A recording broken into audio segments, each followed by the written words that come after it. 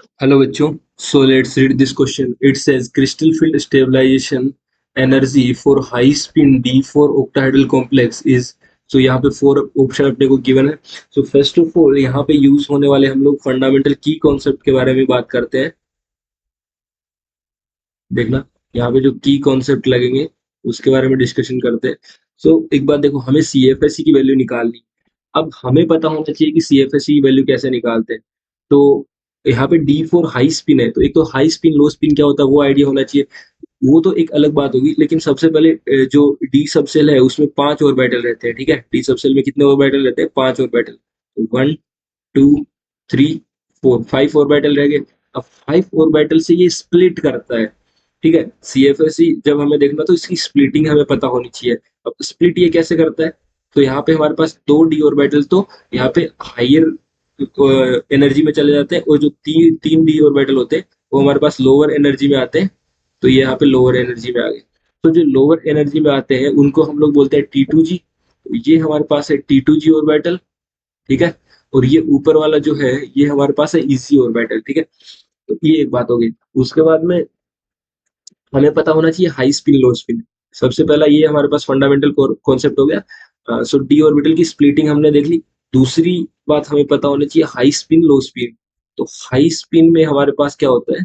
यहाँ पे कोई भी पेयरिंग नहीं होती है. तो हाई स्पिन जो कॉम्प्लेक्स होता है उनमें no pairing due to ligand. तो लिगेंड की वजह से यहाँ पे कोई भी पेयरिंग नहीं होती है. तो no pairing due to ligand.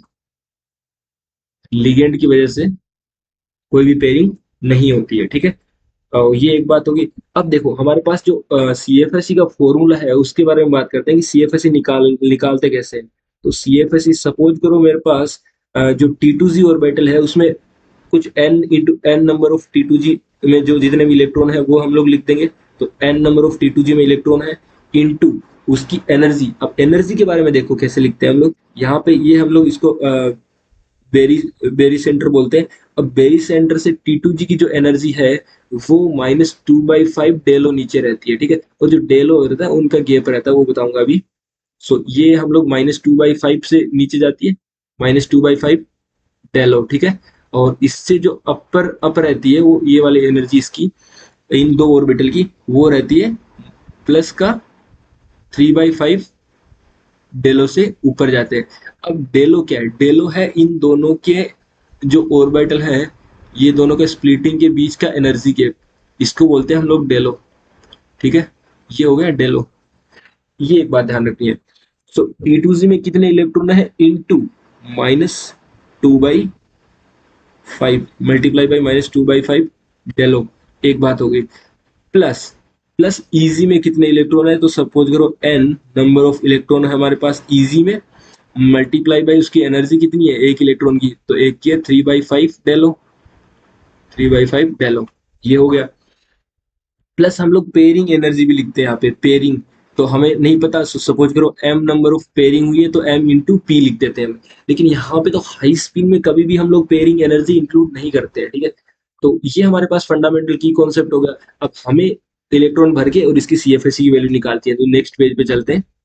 देखो यहाँ पे हम लोग क्या करें, ये डी ऑर्बिटल था 5. ठीक है, तो डी में हमने 1 2 3 4 और ये 5 हो गए. 1 2 3 4 5. अब यहाँ से हमारे पास एक तो हाइयर एनर्जी में गया, एक लोअर में गया. ठीक है, अब हाइयर में जो गया वहां पे हमारे पास पता है कि 2 ऑर्बिटल गए, 2 गए. इसके बाद लोअर में हमारे पास क्या रहते हैं? 3 रहा. तो हम लोग 3 कर देते हैं, 1 2 और 3, और ये रहा. अब हमें D4 सिस्टम चाहिए. D4 का मतलब एक इलेक्ट्रॉन इसमें भरा, दूसरा इसमें भरा, तीसरा इसमें भरा, और हाई स्पिन के लिए हम चौथा ऊपर वाले में भरेंगे. अगर लो स्पिन होता तो चौथा यहीं पे आता. तो पेयरिंग तो कोई हुई नहीं. तो हम लोगों ने CFSE का फॉर्मूला क्या लिखा था? देखो CFSE का हमने फॉर्मूला लिखा था कि T2G में कितने इलेक्ट्रॉन है? जो T2G में 3 इलेक्ट्रॉन है. अब एक इलेक्ट्रॉन की एनर्जी कितनी होती है? -2/5. तो -2/5 डेलो से मल्टीप्लाई कर देंगे. ठीक है, प्लस इजी में कितने इलेक्ट्रॉन है? तो इजी में एक इलेक्ट्रॉन है, इसको मल्टीप्लाई कर देंगे किससे? इसको मल्टीप्लाई कर देंगे 3/5 डेलो से. इसको मल्टीप्लाई कर देंगे 3/5 डेलो से. और पेयरिंग एनर्जी तो है नहीं कोई, तो 0 पी लग जाएगा. ठीक है, अब देखो इसको सोल्व करते तो -6/5 प्लस 3/5 डेलो, तो माइनस का 3/5 डेलो हमारे पास बच जाएगा। -3/5 डेलो का मतलब क्या है कि माइनस का 0.6 डेलो। ठीक है, तो ये हमारे पास CFSE की वैल्यू आ गई। CFSE की वैल्यू कितनी आई? माइनस का 0.6 डेलो। सो अभी ऑप्शन पे चलते।